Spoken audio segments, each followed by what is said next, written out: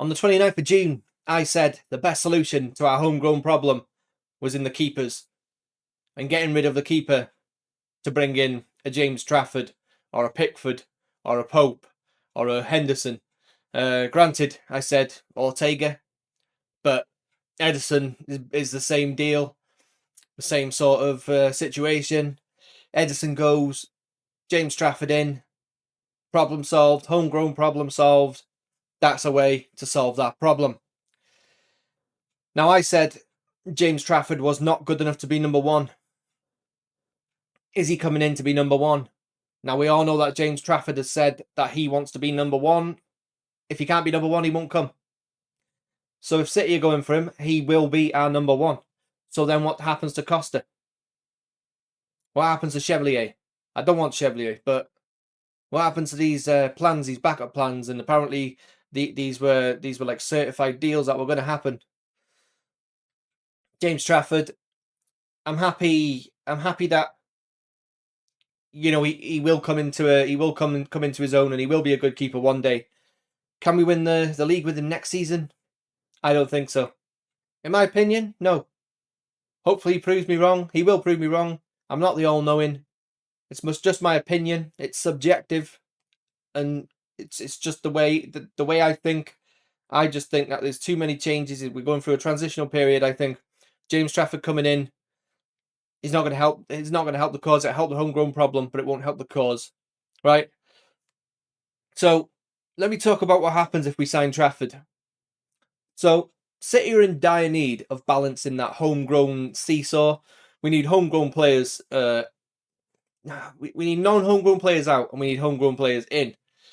With exits of Gundogan, Akanji, and Ederson possibly to Galatasaray, all to Galatasaray. Apparently, they want the trio of them. That leaves room for a James Trafford. Now, what happens with players like? We got plenty of centre backs. We got plenty of midfielders. We get rid of Ederson, then we're going to need a keeper, right? I don't think we're getting Livramento. I think what's happened is they need a homegrown player.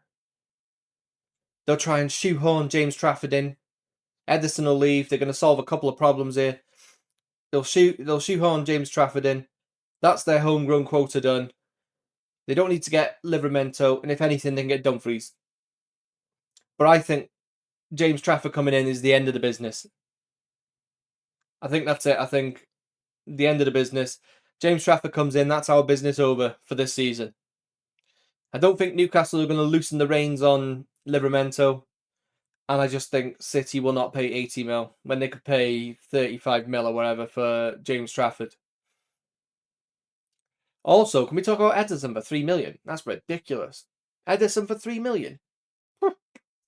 Maybe Pep just wants him gone. Maybe. Well, let's just talk about the transitional period that we're about to have next season, right? 2 keepers, possibly 3. A new left back. Not new centre backs, but possibly a new partnership. A new 8. A new 10.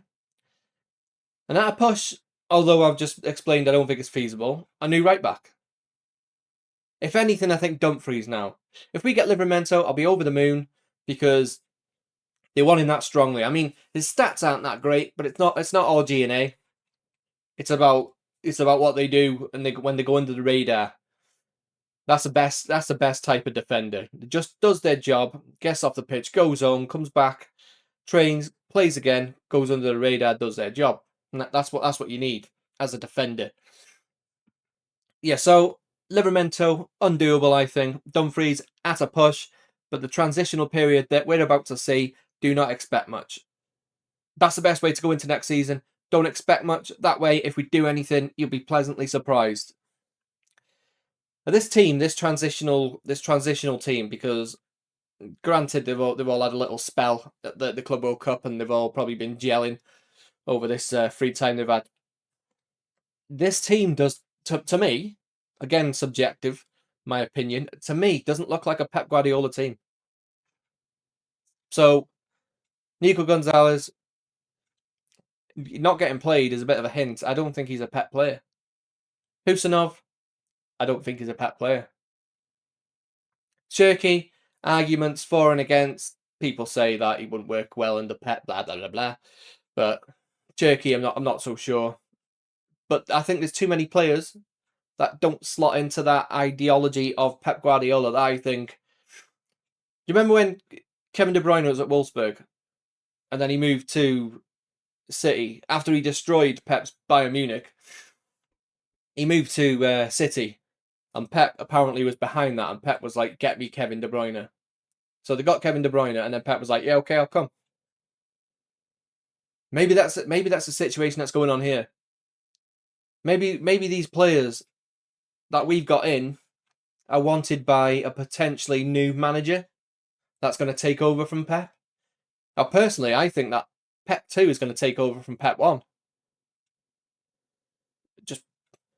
Just my thoughts. I genuinely think that Pep 2 will take over from Pep 1, and then Colo Torre will be assistant. I think that's what's going to happen. So anything I've said today, let me know your thoughts on it. Do you think James Trafford is good enough to be number 1? Would you prefer Costa or Chevalier, even though I don't think Chevalier's a potential? Let me know. Do you think we'll get Livramento? Do you think there's any sense in me saying that because we're signing James Trafford and he's homegrown, that we ain't going to get Livramento? And at a push, we'll probably get Dumfries. Let me know on that too. So yeah, that's all I got. That's all I got to tell you, right? Like the video, subscribe, hit that bell, and I'll see you next time. Bye bye.